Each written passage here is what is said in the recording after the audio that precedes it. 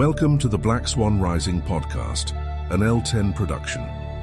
For transcriptions, show notes, and extras, please visit us at theblackswanrisingpodcast.com. Now, broadcasting across the world from the heart of the American Bible Belt, here is your host, Michael B. Rush.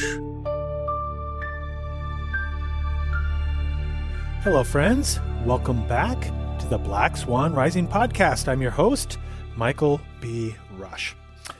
Well, sorry for the delay in this episode, or better said, for missing last week.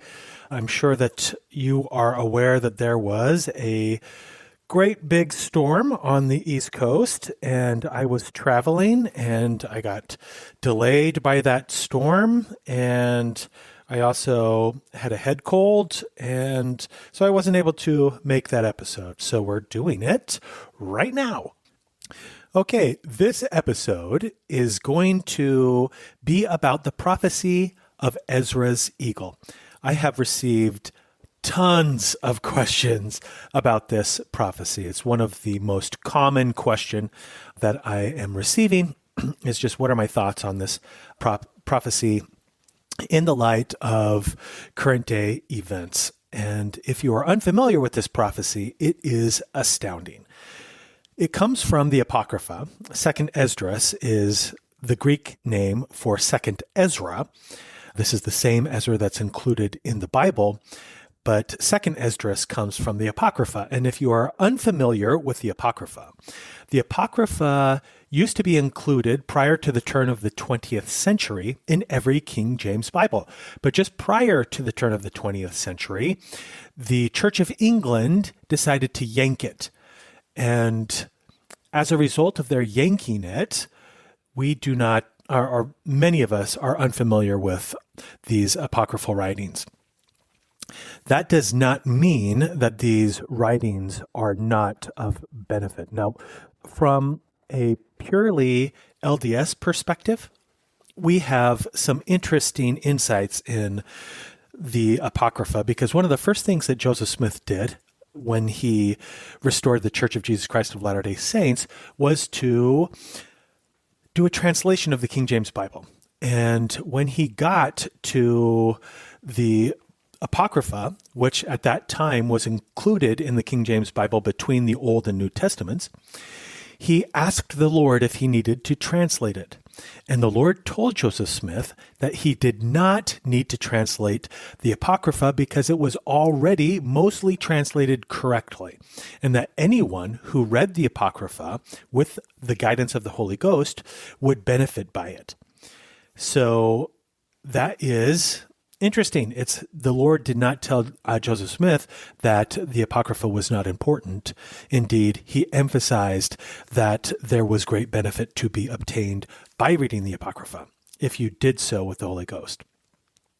So with that, what I would like to do is read this prophecy verse by verse, and then get into some of the commentary. Now, the prophecy of Ezra's eagle is found 2nd Esdras, chapters 11 and 12. Now, chapter 12 it's not a verse-by-verse commentary, but it is a commentary on the entire vision that is given to Ezra by an angelic guide. And so I'll go through the entire prophecy, and then I'm going to add my own commentary at the end when I'm reading the angelic commentary that is added. And that's how we're going to talk about some of these things. And I think that you will find this to be incredibly fascinating. So here we go.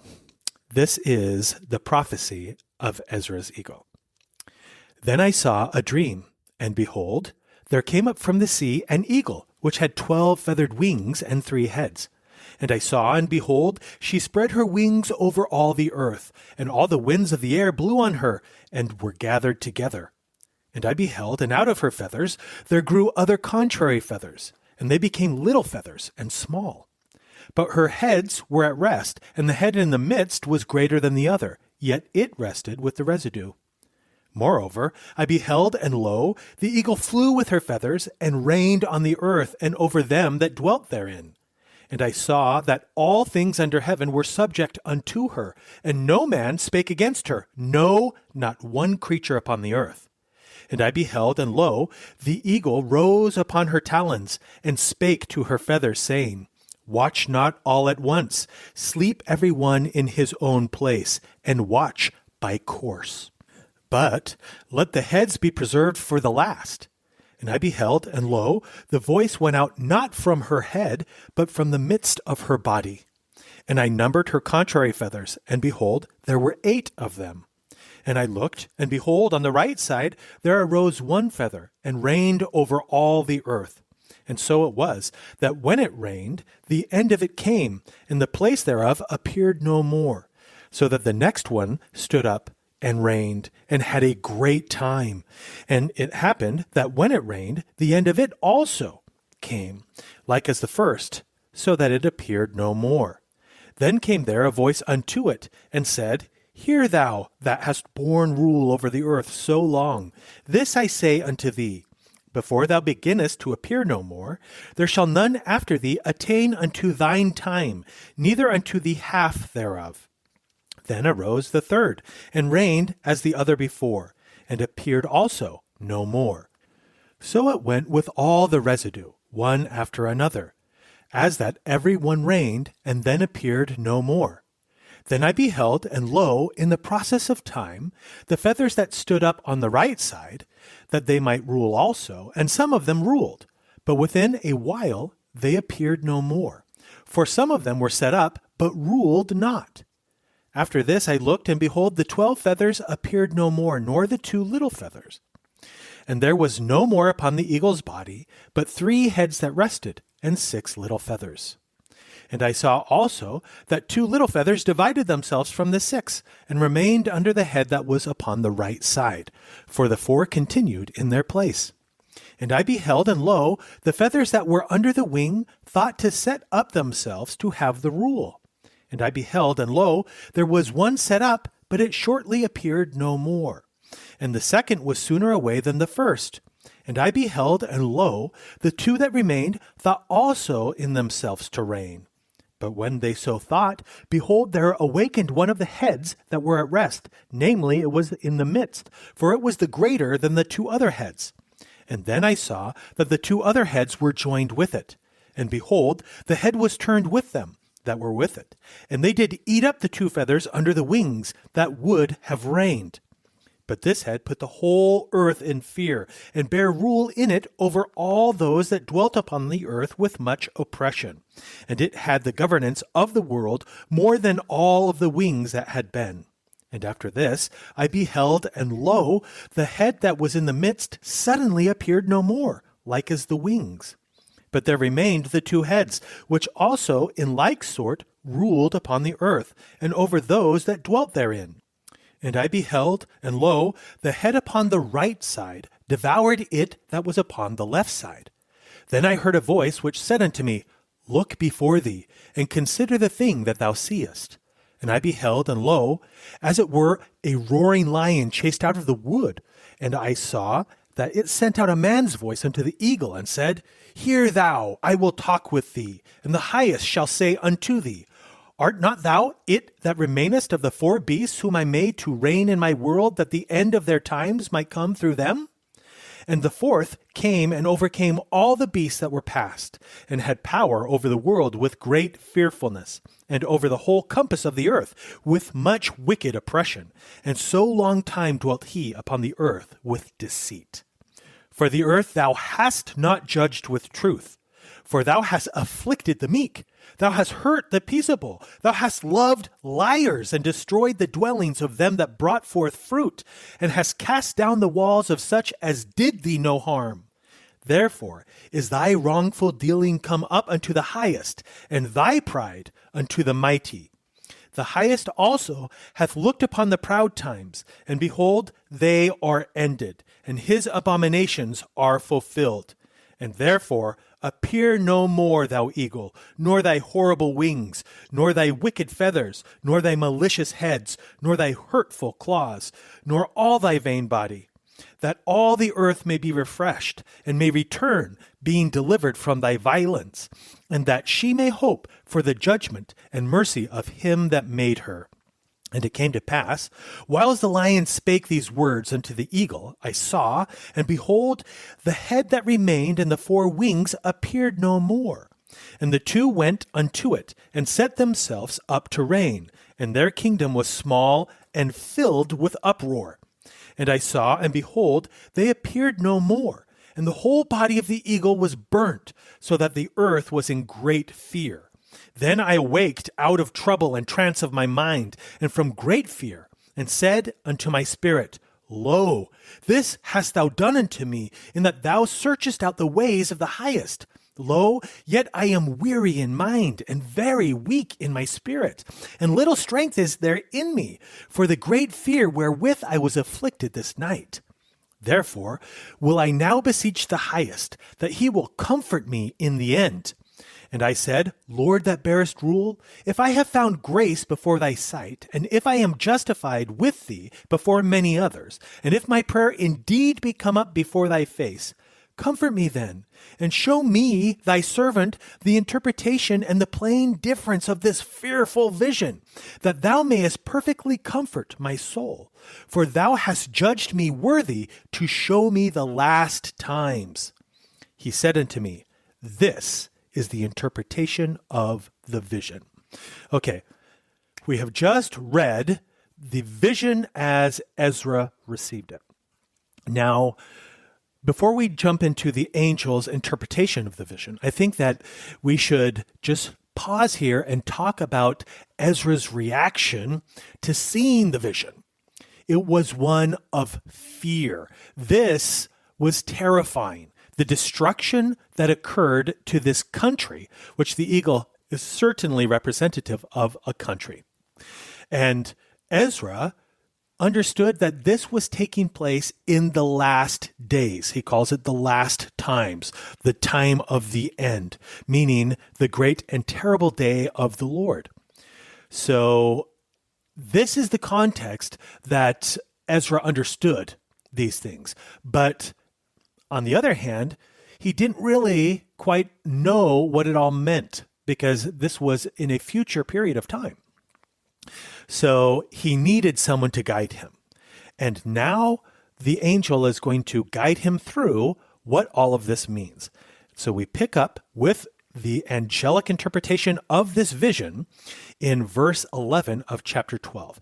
And we're going to go through this because the things that the angel stops to shine a light on and says, this is what this thing means.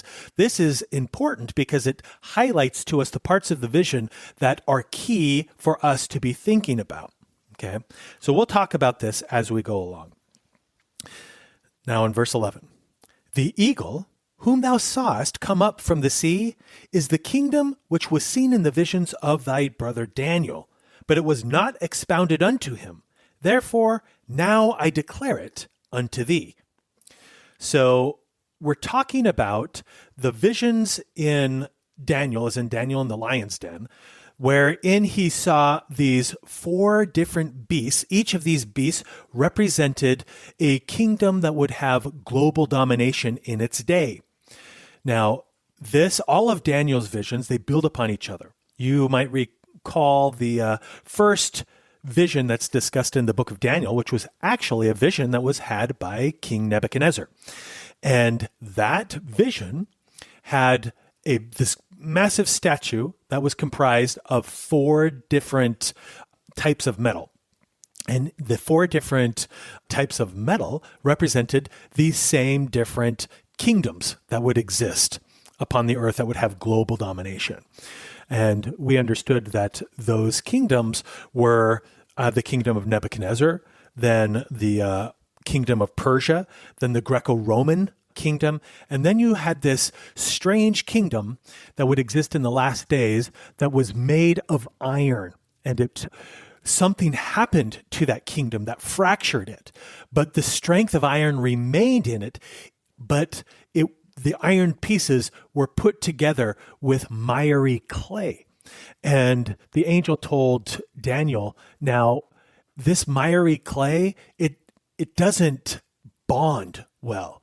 And then you have this very cryptic verse, and let me read this to you. Okay, this is Daniel chapter 2, verses 41 through 43. And whereas thou sawest the feet and toes, part of potter's clay and part of iron, the kingdom shall be divided, but there shall be in it of the strength of the iron, forasmuch as thou sawest the iron mixed with miry clay. And as the toes of the feet were part of iron and part of clay, so the kingdom shall be partly strong and partly broken. And whereas thou sawest iron mixed with miry clay, they shall mingle themselves with the seed of men, but they shall not cleave one to the other, even as iron is not mixed with clay. And in the days of these kings shall the God of heaven set up a kingdom which shall never be destroyed. Okay, so what we're talking about here is it ties in with some of the other episodes that we have talked about. Like I said, Daniel's visions, they build upon each other. Daniel is referring to this statue. And remember, how many toes do we have? Well, we have 10 toes. How many horns did the ferocious beast, the fourth beast that Daniel saw in his vision, have? It had 10. How many horns did the seven-headed beast that the whore of Babylon rode upon have? Had 10. So we're seeing this symbolism that runs throughout all of these visions. And we're supposed to understand that something happens to this fourth kingdom, and it causes that kingdom to fracture. And that kingdom should be at the point of falling, but it doesn't fall. It survives. And there are these people that are part of the kingdom, and we don't really learn a whole lot about them. It's just this strange reference and they're referred to as they. The they that Daniel is talking about, they mingle with the seed of men, but they don't cleave to men, just like clay doesn't cleave to iron. And this is strange. This is very, very strange language, because later in some of the prophecies of Daniel, when we're talking about this same thing, and I'm thinking about in the prophecies of Daniel chapter 7, which is, if I read the chapter heading for Daniel chapter 7, just so that you understand, Daniel sees 4 beasts representing the kingdoms of men. So these are the 4 kingdoms that were explicitly mentioned in this prophecy of Ezra's eagle. And you'll recall that the lion that comes out of the wilderness and confronts this eagle refers to it as the 4th beast of Daniel's vision. So let me just read a couple of little extracts here from Daniel chapter 7, because this is some additional information that gives us context to this whole revelation. Because remember, the angel told Ezra that Daniel saw this stuff, but it wasn't expounded to him to the extent that it's being expounded to Ezra. So we need this for context. So I'm going to read in Daniel chapter 7, and I'm going to start with verse 7. After this, I saw in the night visions, and behold, a 4th beast, dreadful and terrible and strong exceedingly. And it had a great iron teeth, and it devoured, and it brake in pieces, and it stamped the residue with the feet of it. And it was diverse from all the beasts that were before it, and it had 10 horns. I considered the horns, and behold, there came up amongst them another little horn, before whom there were 3 of the first horns plucked up by the roots. And behold, in this horn were eyes like the eyes of a man, and a mouth speaking great things. Okay, so this is interesting. You have this horn that rises up, and it doesn't say that it has a man's eyes. It says that it has eyes that are like unto a man's eyes. I think that is really interesting, particularly when taken in context with the vision of King Nebuchadnezzar, wherein the angelic guide explains to Daniel that there is a they that is coming, and they will mingle with the seed of men, but will not cleave to men. Okay, that's interesting stuff. And then Daniel questions his angelic guide in Daniel chapter 7. Again, we're going to go to verse 19, wherein Daniel's going to get a little more clarity on this fourth beast. Then I would know the truth of the fourth beast, which was diverse from all the others, exceedingly dreadful, whose teeth were of iron. Remember, the legs of Nebuchadnezzar's statue were of iron. And his nails of brass, which devoured and brake in pieces, and stamped the residue with his feet. And of the 10 horns that were in his head, and of the other which came up, before whom 3 fell, even of that horn that had eyes, and a mouth that spake very great things, whose look was more stout than his fellows. I beheld, and the same horn made war with the saints, and prevailed against them. So here we learn that this is the Antichrist who is coming amongst this fourth kingdom, this kingdom of Ezra's eagle, who, when he comes, he will make war with the saints and overcome them. Now, this, of course, is very, very similar to the book of Revelation, where we learn about this Antichrist who comes in conjunction with this powerful beast that rises up out of the ocean in Daniel's Revelation. And in Daniel's Revelation, rather than being referred to as a horn, he's referred to as a blasphemous mouth. Listen to this. This is Revelation chapter 13, starting in verse 5. And there was given unto him a mouth speaking great things and blasphemies, and power was given unto him to continue 42 months.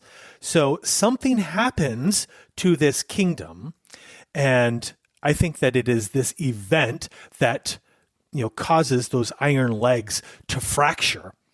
And then after that fracturing event, this mouth continues for 42 months. Okay, now in verse 6.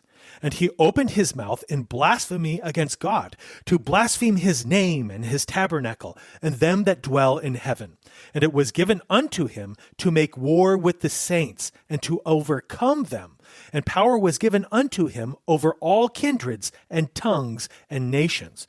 And all that dwelt upon the earth shall worship him, whose names are not written in the book of life of the Lamb, who was slain from the foundation of the world. And he doeth great wonders, so that he maketh fire to come down from heaven on the earth in the sight of men. And he deceiveth them that dwell on the earth by the means of those miracles which he had power to do in the sight of the beast, saying to them that dwell on the earth, that they should make an image of the beast, which had the wound by the sword and which did live.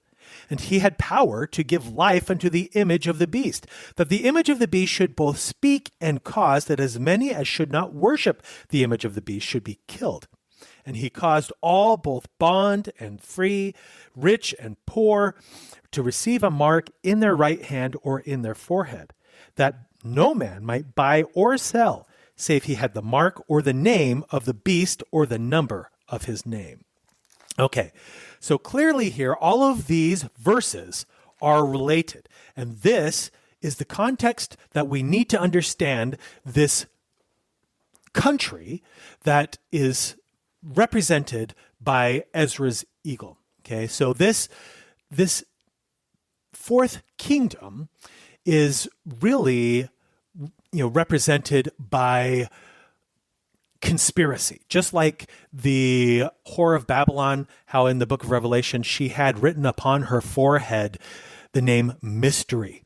And this is the mystery of this fourth beast, is that it had been controlled from the shadows. In today's vernacular, instead of using mystery, we would probably use conspiracy.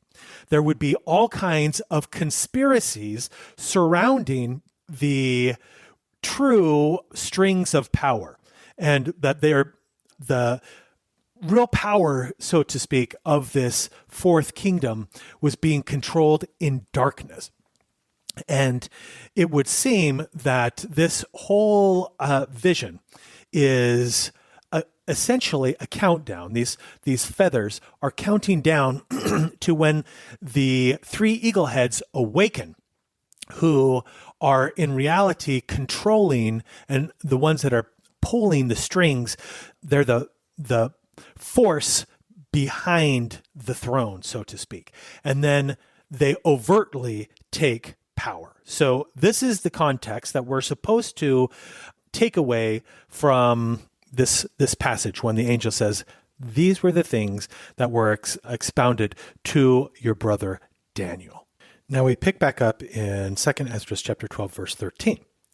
Behold, the days will come that there shall rise up a kingdom upon the earth, and it shall be feared above all the kingdoms that were before it. Here the angel is indicating that this kingdom does not yet exist, that it's going to come forth in a future time period. Now, we already understand that that future time period is the last days, because Ezra clearly understood that he had been shown something from the last times, meaning the days right before the end of the world as we know it. So we're talking about the events of the last days. This kingdom exists at that point. So you look at the world today, we're looking for a nation that has the governance of the entire world, the undisputed governance. In fact, if you recall to the wording within the prophecy itself, it said that there was not one person on the earth that would speak against the eagle. That doesn't mean that there weren't people on the earth that disliked the eagle. It's just saying that it was widely acknowledged by the inhabitants of the earth that this country was preeminent amongst all other countries. So if you look at the world today, for the country that is preeminent, there is clearly only one nation that is head and shoulders above everyone else, and that is the United States of America. Now, it's important to understand that from the perspective of the feathers, we are talking about the leaders of this country, consecutive leaders, okay? Because the vision clearly said that they would serve by course. By course means one after another. In fact, the heads spoke to the feathers and said, listen, guys, you're not going to be awake all at the same time. You are going to be awake one after the next. So the feathers represent the ordinary course of this country. Better said, the long feathers represent the ordinary course. And the short feathers, well, they represent something is not normal, okay? Abnormal events that revolve around leaders, okay? We're going to get more information about exactly what this means as we move along here. Now in verse 14, in the same shall 12 kings reign one after another. Now here in the vernacular of the day, the world only knew kingdoms wherein kings reigned. Okay, if we're talking about the United States, clearly we are not talking about kings. We would be talking about presidents. Now, in the ancient world, it's very important to understand that anytime there was a change in a king, the kingdom itself renewed. It was as if it became a new kingdom under that king. It's not how we talk today. We don't refer to the United States of America as the kingdom of Barack Obama or the kingdom of George W. Bush or the kingdom of President Trump.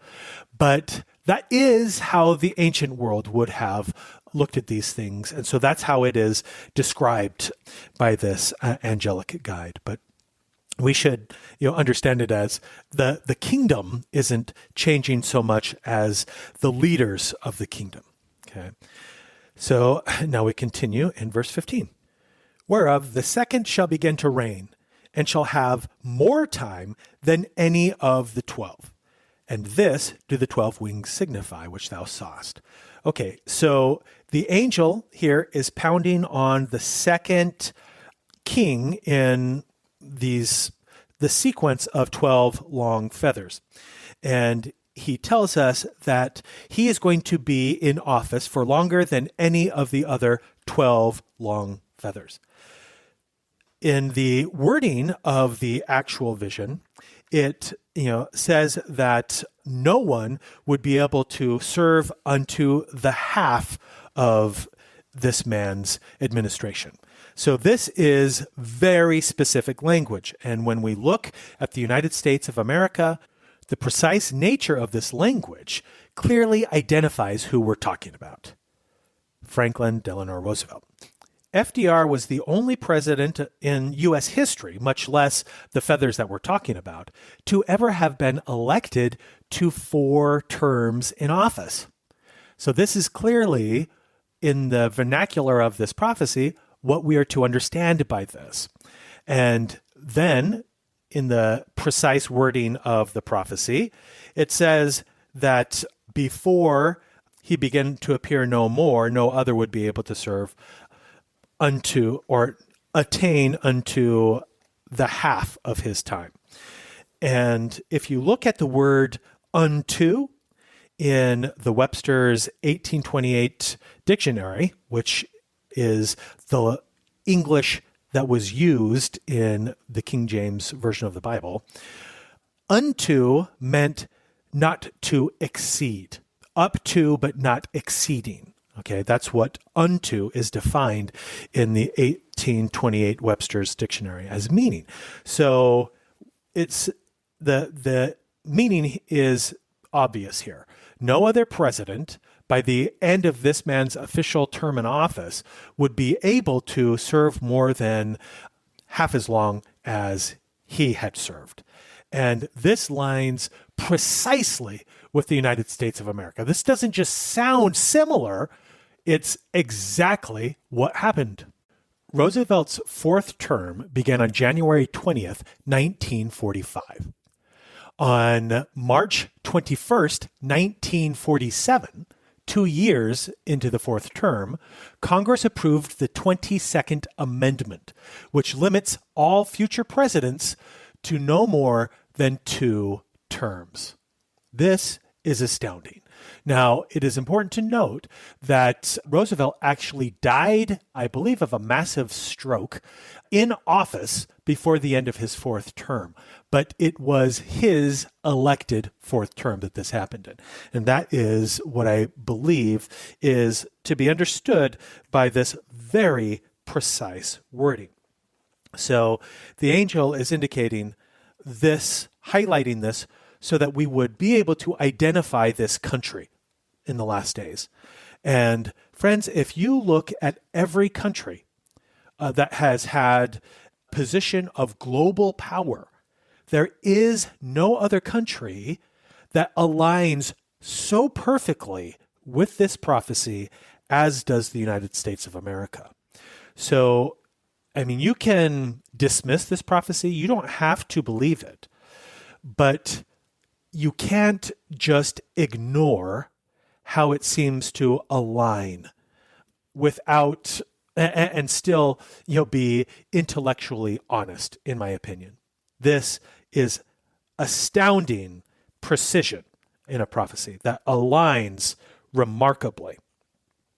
So now we continue in verse 17. As for the voice which thou heardest speak, and that thou sawest not go out from the heads, but from the midst of the body thereof, this is the interpretation, that after the time of that kingdom there shall arise great strivings, and it shall stand in peril of failing. Nevertheless, it shall not then fall, but shall be restored again to its beginning. Okay, again, we have astoundingly precise language here. It says in verse 18 that after the time of that kingdom there shall arrive great strivings. What are we talking about? We're talking about the countdown of these feathers. The feathers, they're counting down to a major catastrophic event that shatters the power of this country. Very similar to the shattering of the iron legs in Daniel's vision, that even though they were shattered, the kingdom retained power, and it retains power in large part because of this mysterious they that come, that mingle with the seed of men, but don't cleave unto the seed of men. That is very interesting, particularly in the context of the other episodes that we have reviewed previously in the Black Swan Rising podcast. It's referring to the Antichrist, meaning the Antichrist who comes will mingle with the seed of men, but he's going to be different from men.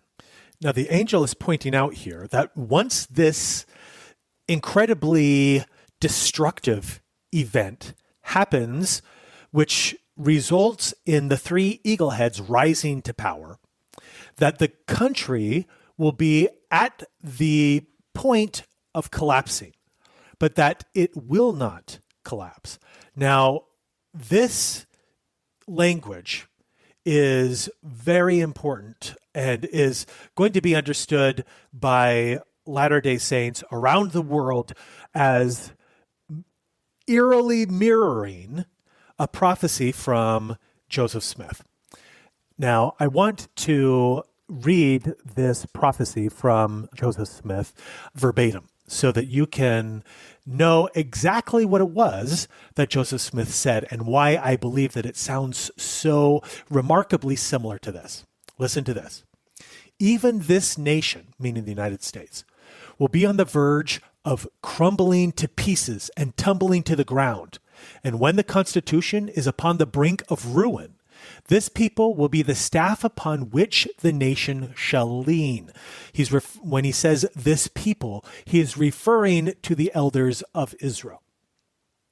And they shall bear the Constitution away from the very verge of destruction.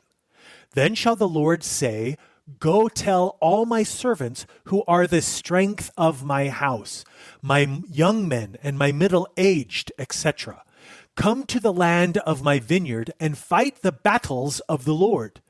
Then the kings and queens shall come. Then the rulers of the earth shall come. They shall all come. Yea, the foreign saints shall come to fight for the land of my vineyard. And for this thing shall be their safety. And they will have no power to choose, but will come as a man fleeth from a sudden destruction.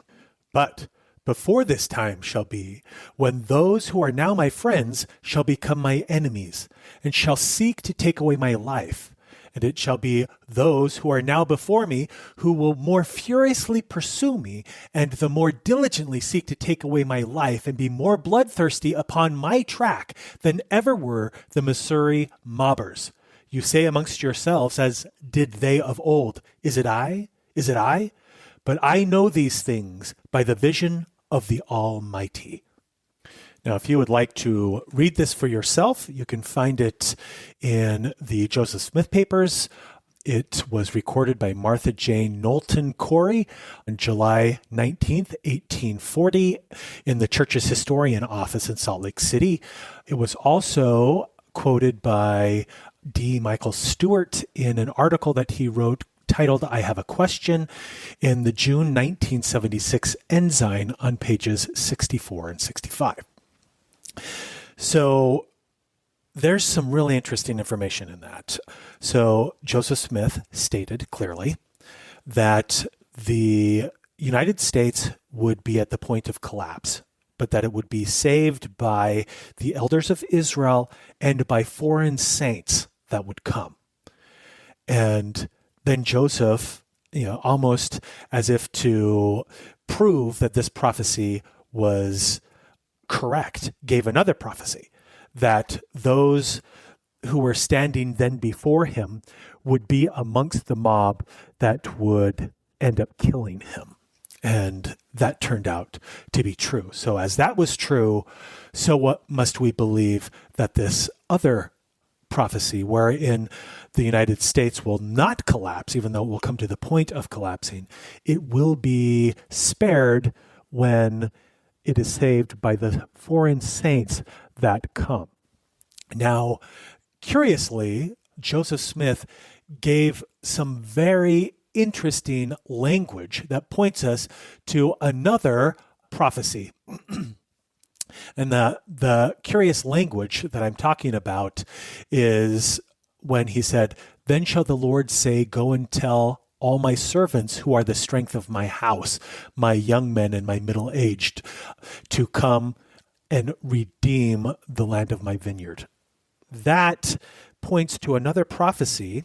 Well, it's really a parable that the Lord gave to the church regarding how this country, the United States, would be redeemed by power in the last days. And this is a very, very important prophecy, and you have to understand it in the context of Ezra's eagle. So it helps to understand what's going on here. So I want to summarize this prophecy, but I want to point out this verse in particular so that you know that Joseph Smith was quoting this. This is coming from verse 55 in section 101 of the Doctrine and Covenants. "And the Lord of the vineyard said unto one of his servants, Go and to gather together the residue of my servants, and take all the strength of my house, which are my warriors, my young men, and they that are middle-aged." This is exactly what Joseph Smith was talking about. "Who are the strength of my house? Save those whom I have appointed to tarry," meaning there's a portion of this body that is not coming at this time. Only the warriors are coming. "And go ye straightway unto the land of my vineyard, and redeem my vineyard, for it is mine, and I have bought it with money." So this is a group of warriors that are not here, but that are going to come and save this country from collapse. They're going to save this country from the rise of these three eagle heads, and in particular, this terrible Antichrist that will come and that will have overcome the saints. Okay, so by this very clear wording, we understand that when Joseph Smith was quoting this, he was quoting it from Doctrine and Covenants, section 101. And I said that I was going to give you a little summary of the parable that's included in this section. And this is the summary, that the Lord gives his parable about he has this choicest spot of land, and he asks his servants to plant olive trees in this choice spot of land, and to build up a wall around his vineyard, and to build a watchtower so that they can preserve the vineyard and keep it safe from any outside influence or corruption. And obviously, from a scriptural perspective, when we're talking about olive trees, we're using symbolism to refer to the Lord's covenant people, the house of Israel. So this parable is about the creation of a nation state of Israel in the choicest place on the planet. We're talking, any Latter-day Saint is going to tell you this parable is talking about the United States of America. Particularly when you can point to, in this same section of the Doctrine and Covenants, the Lord mentions how he was the one that brought up inspired men and gave them the revelation to create the Constitution of the United States of America. So we're talking about the formation of the United States of America, this hedge and watchtower that the Lord's servants were meant to build, were meant to preserve the freedoms of this nation. But in the parable, the men plant the vineyard and they build the fence around the vineyard, but they do not build the watchtower. They start building the watchtower, but then they start complaining about the cost. And they say, this is a time of peace. We don't need to spend this kind of money on something like this.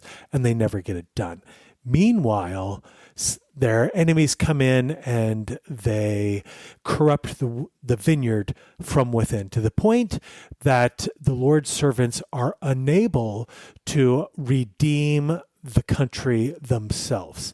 This is where the reference to the Lord calling the strength of his house, his warriors, from somewhere beyond to come the stock market's closed, to come and redeem the vineyard for him. And again, it wasn't the entire body of this group, it was just the warriors. When the entire body of this group comes back, that's when we're going to have the fulfillment of these incredible bombshell prophecies in Isaiah, wherein he asks, can a nation be born at once? And then goes on to say, yep, a nation will be born at once. So this is the context of this parable. And you can see how a parable like this ties in to this prophecy of Ezra's eagle. Now we go to verse 19 of the angelic commentary. And whereas thou saw the 8 small underfeathers sticking to her wings, this is the interpretation, that in him there shall arise 8 kings whose time shall be but small, and their years swift. And 2 of them shall perish, the middle time approaching. And 4 shall be kept unto their end, beginning to approach. But 2 shall be kept unto the end. Okay, so here we learn that these small or contrary feathers, they're pivotal in marking the timing of these events. You know that when 2 of these little feathers have perished, you're approaching the midpoint of the timing of this whole thing. And when you come to the 4 of the last 6, you'll know that, hey, that happens right before this incredible event that shatters the kingdom. And then the very last 2 are kept until the end, meaning when the foreign saints come and redeem this kingdom. And this is important because when you go back to the original wording of this prophecy, and particularly I'm thinking about the wording that is in the 22nd verse of chapter 11, it says, after this, I looked, and behold, the 12 feathers appeared no more, nor the 2 little feathers. So when this angel gave the supplemental information, it says, listen, when you see those 12 big feathers and the 2 little feathers, when all that goes on, by the time you see those 2 little feathers, you will know that that is the midpoint of this whole thing. So when you look at the presidents in series, and it's very easy to do now that we know that the second of these feathers is FDR, you know that the second of these short feathers is Richard Nixon. The first was JFK, who was assassinated. Richard Nixon was forced to resign.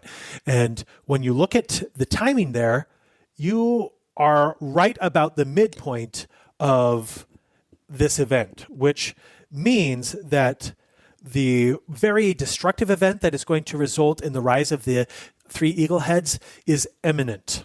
Okay, so this timing is important.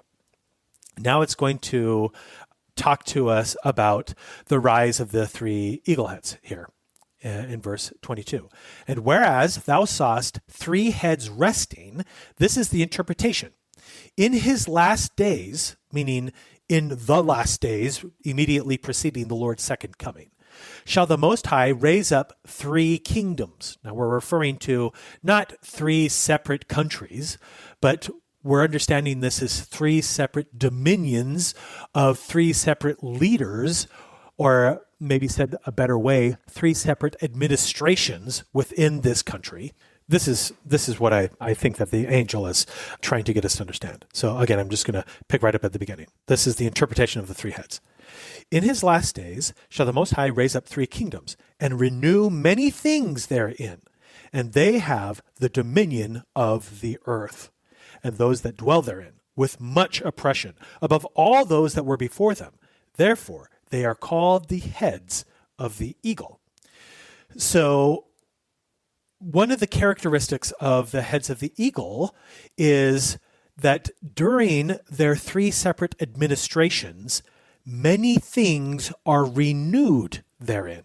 Okay, I believe that what we can understand from this is that you are going to have information that was once known restored in the administrations of these 3 kingdoms. And this is one of the telltale signs that the angel wanted us to understand from this. What could this mean? Okay. Given that these three eagle heads represent the leadership of the dark, brooding, mysterious conspiracy, the power behind the throne, so to speak, of this kingdom. In today's vernacular, we would refer to these three eagle heads as being the head of the deep state. They are pulling the strings. When they finally take, power, they begin to restore knowledge of ancient things. And I believe that they do this as a way to kind of present the world with a shiny object that takes the attention off of what they just did and points us to something even more spectacular that is astounding to us. And what could that be? Well, if you have watched the Age of Disclosure, you'll understand that there is a movement within the United States to disclose what is really going on in our skies and who these guys are that are flying around our most secure airspace in technology that is far beyond anything that we can match. I think that this is corresponding with this renewal of many things. And I also think that it's going to be the introduction of the Watchers, which I believe that the Antichrist will be a Watcher. And when the knowledge of the role that the ancient Watchers played in the history of this world is restored, I think that this is what Paul was trying to teach us in 2 Thessalonians chapter 2 when this man would seek to change time and laws, meaning that everything that we thought we knew about the history of the world will be turned on its head and we'll realize we don't know anything. But according to Paul, this will all be an elaborate deception that the world may be sifted into the wheat and the tares before the great end, so that those that delight in lies will be carried away, swept away in this great deception. Whereas those that know the God whom they worship and can discern the still small voice for themselves, they will not be deceived. This is why our present situation is so precarious and why I believe that this podcast is so important, because I think that the things that are about to happen upon the earth, most people don't have boxes for them. And because they have no box, when these things happen, they are going to be shocked and their faith is going to be rocked to such a tremendous extent that even the very elect, according to the covenant, can be deceived by the great miracles that will be performed in the eyes of all people when these last two feathers come to power at the very end. Now, when these last two feathers come to power at the very end, they pluck up the eagle heads. In the words of Daniel that we already read, this stout horn that rose to power, he plucked up 3 of the 10 horns by their roots and he supplanted them. I think we're talking about the same thing here. So let's continue on with the angel's interpretation of these things, and then we're going to jump in to some of the specific user questions or listener questions, I should say. All right. For these are they that shall accomplish his wickedness and shall finish his last end.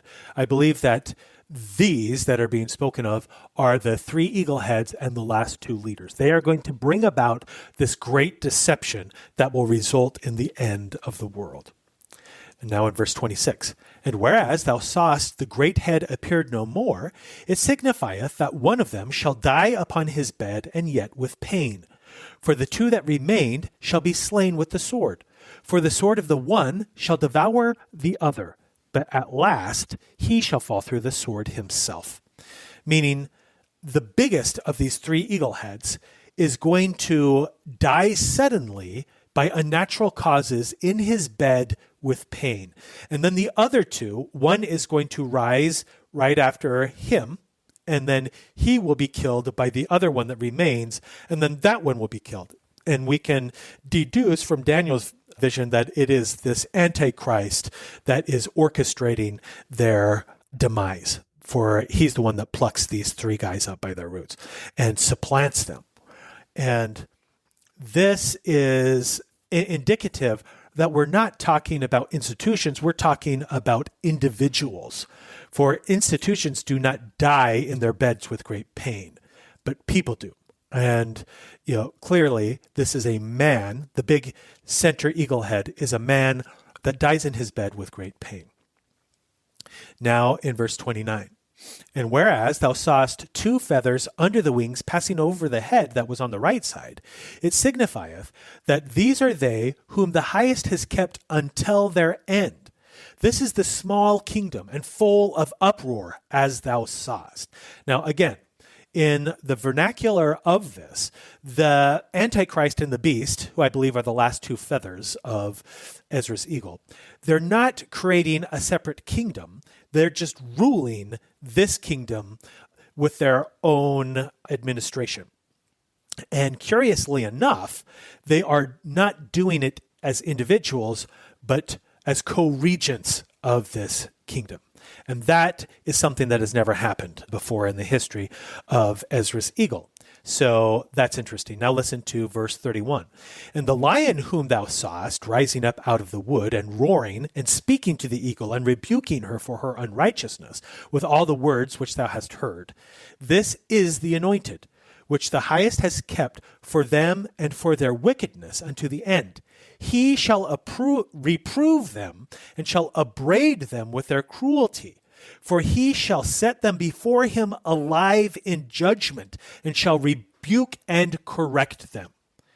So here we have some very specific language wherein these two are brought up jointly before the Lord and they receive judgment while they are yet alive. So they're not killed before the Father's anointed takes them to task in person. Now, when I read this in Ezra's eagle, this particular passage, I am immediately thinking of Revelation chapter 19, verse 20, which is talking about the second coming when Christ descends from the heaven on his white horse and combats the Antichrist and the beast. And I'm just going to read it here. In verse 20 it says, And the beast was taken, and with him the false prophet that wrought miracles before him, with which he deceived them that had received the mark of the beast, and them that worshipped his image. These both were cast alive into a lake of fire burning with brimstone. That sounds very similar to, for he shall set them before him alive in judgment, which is what Ezra's eagle says. So, friends, I think that this is what we are to understand by this angel's description of these events. That Christ will be the one that takes these two to task. And they're not wiped out by the restoration of the lost 10 tribes. In fact, they continue for 3.5 years, according to the explicit wording of Revelation chapter 13. And what are they doing for those 3.5 years? Well, they're sieging Jerusalem. And Jerusalem will be upheld against their, terrible siege by two prophets that will come. And also by a man named David, who will be the king of Israel in those days.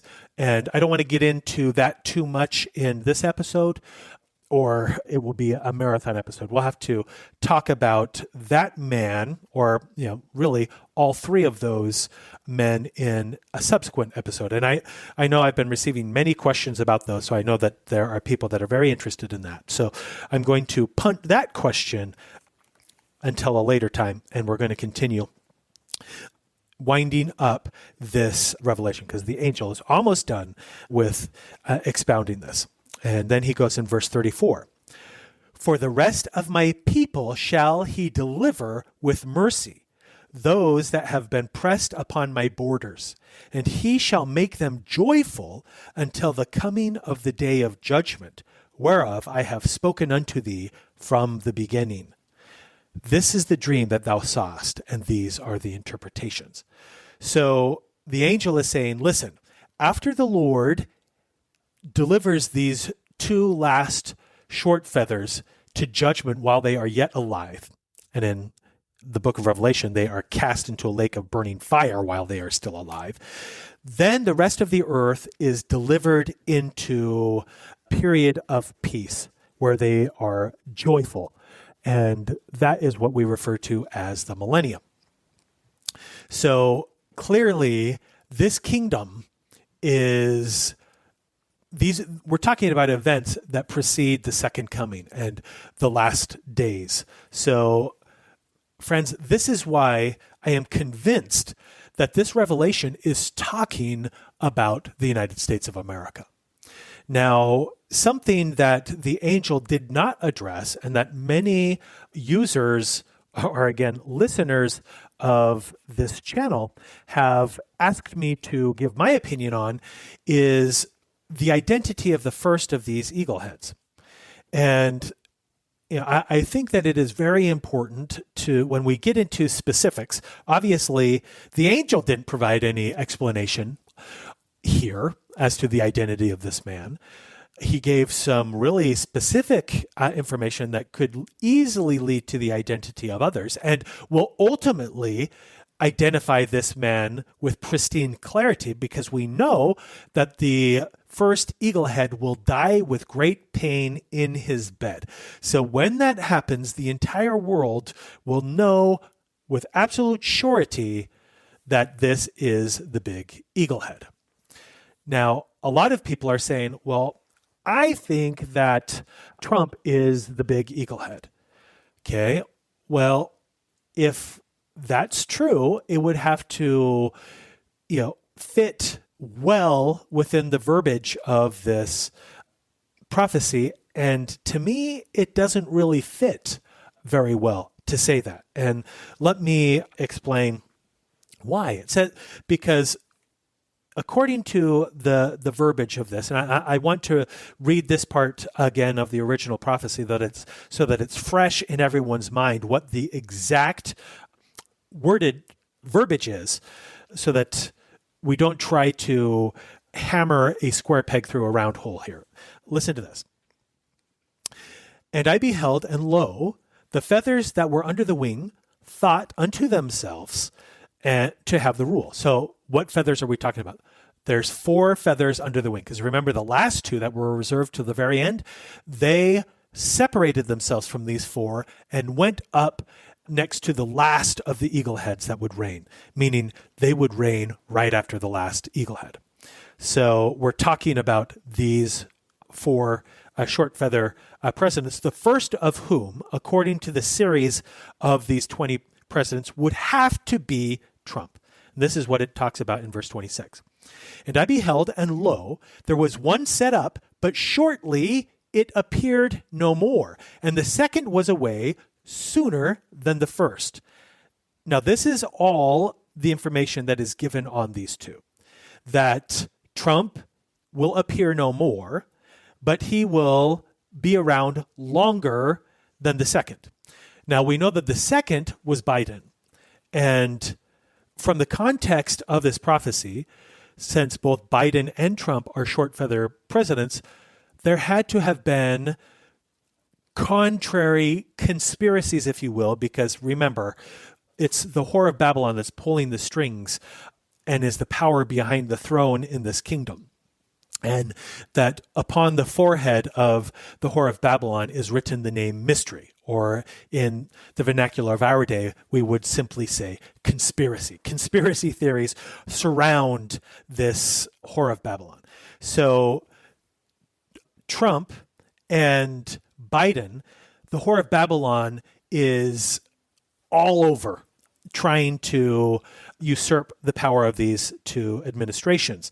And that was very painfully clear to anyone with eyes to see that during Biden's presidency, Biden was not calling the shots. Biden could scarcely string two sentences together. And for most of his administration, he was MIA. And after he left, there was this massive scandal known as the AutoPen scandal, wherein Biden had signed all of these executive orders that he had no idea what it was that he was signing. And the question is, who was it that was creating all of these orders and what were they trying to achieve? And those answers have still not been given to us. And all we know from the explicit wording is that Trump would serve longer than Biden. And lo and behold, now Trump is the only feather in this entire series to have served two consecutive terms. And I never saw this coming. I never would have expected this to happen from the way that I understood this prophecy when I initially read it. And I initially read this prophecy a very long time ago. I first wrote about it back in 2014, but I had read it long before that. And when I'm looking forward, I was looking forward from the context of history. And in the past, the only way that a president had become a short feather was through assassination or forced resignation through threat of impeachment. So I took those and was projecting that to the future, saying, well, this is what it would have to mean to be a short feather president. Well, now we look at the presidency of Joe Biden, and Joe Biden was there the whole, technically he was there the whole time, but in reality, he wasn't there at all. He was missing. And so he was MIA the entire time. So he was a short feather president in a completely different way. And Trump, he's still around. He has not yet appeared no more, but he's the same guy. And so if you're looking back on this now in 2020, with hindsight that is 2020, then you can say, okay, well, yeah, this is what this means, that he is there longer than Biden. Now, again, this is in no way what I originally thought that this meant. But friends, when I look at this prophecy, I just can't discard it. It aligns too well with all of the other prophecies that are out there regarding the last days. And so when I'm looking at this and saying, how can it fit? Well, it fits in this regard. Now, what is the next thing that happens? The next thing that happens is you have two others that think in their hearts to take the rule, but all three of the eagle heads wake up and say, okay, no way are we doing this. We are not told how this event happens. We know that they are thinking in their hearts to have the rule.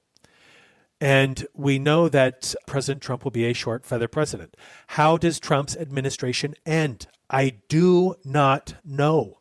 I have no idea. I only have concerns and worries and theories and projections. But I do not believe in the wording of this prophecy that Trump could himself be one of the eagle heads, because he appears no more. So how can he appear no more and yet be the eagle head? And then you have the specific prophecy that says that the three heads of the eagle usurp the power of the country by devouring the two would-be leaders of the country that think in their hearts to have the rule, but are devoured before they can obtain it. There are only so many ways that people can obtain the rule of a kingdom in the United States, and that is through an election wherein they are removed prior to being sworn into office, which frankly is what I thought was going to happen with Trump. I was very concerned that something was going to happen prior to him being sworn in, and thankfully nothing happened, and he was not removed in some crazy way, but he has now endured longer than the second feather, which is Biden. So that that prophecy makes sense in this context. But if something were to happen to Trump now, it would definitely make him a short feather president, and you would have a replacement via the presidential line of succession. That could be one way this happens. Is it the only way? No. You could have Trump taken out right before the end of his presidency, but before the next president is sworn into office. And they're thinking in their hearts to have the rule, but the eagleheads awake and say, no way. That could be how this happens. Frankly, I hope that's how this happens, because it would mean that we would have until the next presidential election. Now, the only thing that I do know is that those two that think in their hearts to reign are devoured by the large eaglehead. So if you were to say that President Trump was the large eaglehead, he would have had to have devoured these two leaders.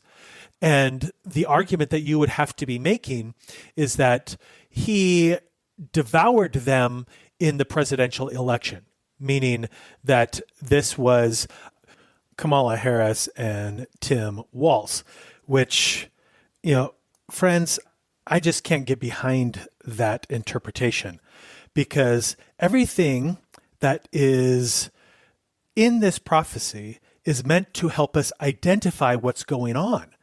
And if Trump's defeat of Harris and Walz was so spectacular and so critical to the identification of this timeline, there would have been something special about it. And yes, of course, there was a little something special about it. Harris and Walz are the only presidential candidates in this series that I can point to who never received a vote to become the nominee of the Democratic Party. That's unique. But otherwise, every single election that this country has had that put every one of these feathers, be them long or short, into office resulted in the defeat of other parties. And those other parties are never mentioned or identified as having been devoured by the people that beat them in ordinary due course. In fact, that's normal. It's the normal modus operandi of the country. So why call that out as being the key indicator for helping us to decipher where we are in the timeline? I just don't believe that. I think that when this actually happens, it will be more spectacular. It will be more obvious. In retrospect, you'll look back and say, yep, that's what it is. Now, friends, these things, it's very important to hammer home. And there are people that just love to jump on people that share their opinions like jackals on wounded fawns, saying, see, you're wrong. Friends, I'm giving you my opinions and theories, and I am wrong about a great many of the things that I'm talking about. The objective of this podcast is not to give you all of the answers. That's not what this is about. The objective of this podcast is to get you to engage with this subject matter so that you can begin to wrap your mind about some of the craziest events that have ever will occur in the history of the world.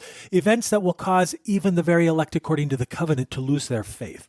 That's the purpose of the podcast. I'm not trying to be right on everything that I say. In fact, I readily acknowledge that I am going to absolutely be wrong about a great many things that I've spoken about. However, when you take all of these things and you rid yourself of the absolute delusion that you alone see through the glass darkly, but yet you see things as they really are and everyone else is wrong. When you realize, listen, I'm every bit the fool as the next guy. I don't have any inside track on this, but I am willing to engage and look at this not as an isolated, data point, but in the context of all of the other data points. And when you do that, mercifully, they create this scatter plot of data that forms around the actual shape of what the events will look like. So whereas we don't understand things pristinely, we have enough data points that if we don't know what it is, we know what it sounds like. We know what it rhymes with. And that is the point of this podcast. Let's not get caught up in the minutia of, as you know, Elder Maxwell said, let's not get caught up in the thick of thin things here. The identity of these people is not nearly as important as the context for which these events will be transpiring, and the fact that when these events are transpiring, people are going to be hemorrhaging faith like no other time in Earth's history. That is what we need to be preparing for. And that is what I hope that you take away from this whole prophecy of Ezra's eagle, not the identity and names of different people. That, isn't important. And, even if I somehow miraculously knew the names of who these people were, I would be an absolute idiot to say that, in a public forum. Whose testimony would be strengthened by that? If you're not going to believe the promptings of the Holy Ghost in your heart when it whispers to you in a still small voice, why would you believe anything else? That is no one's testimony. No one is going to make it through the last days because of the prophecy of Ezra's eagle. If you're going to make it through the last days, it's going to be because you have faith in the Son of God. If your testimony in the last days is based upon the prophecy of Ezra's eagle, your testimony is built on sand, and you will not make it. Your testimony needs to be built upon the rock of your Redeemer, who is Jesus Christ. A foundation that is built upon any other idea, theory, or doctrine is insufficient to support your house in the coming day. You will be blown away like the foolish man who built his house upon the sand. So let's not get caught up in the thick of these thin things. We will know it when we see it. Okay? The identity of the big eagle head will be crystal clear because he will die with pain in his bed. Until that time, let's not worry about it. Let's not argue about it. Let's not belittle people for having a different idea than we do. We need to be working to build each other's faith up because the adversary is going to tear it down like nobody's business. Let's build each other. Let's not tear each other down. All right, friends, I hope that this episode has been helpful to you. One thing is crystal clear to me. We're in the last days. This is happening. And we need to gird up our loins because we are about to have people's hearts fail them for the things that they see coming upon the earth. And we got to get our houses in order. I'm talking spiritually in order. The financial house in order, yeah, we need to be able to do that to the extent that we can. But I am far more concerned about having my house in order spiritually. The prophets have been warning us for many years about the temporal preparations that we should have already engaged in. If you haven't heeded that counsel, get on the ball. But first and foremost, get your spiritual house in order. Believe me, I am no better than the least of us. I need to get my spiritual house in order. When I say these things, I'm talking to myself. I'm looking at myself in the mirror going, oh my goodness, I can't believe that I'm 51 years old and I'm still a doofus. I just rely on the mercy of God the Father and his Son, Jesus Christ. And I know that if I will place my trust in them, that through them, my weaknesses can be made strong, but I need to retain my faith in them and seek to strengthen it and seek to strengthen the faith of my brother and my neighbor, and not be working to tear people down, but to build faith. So, friends, that's it. That's all I've got for this episode.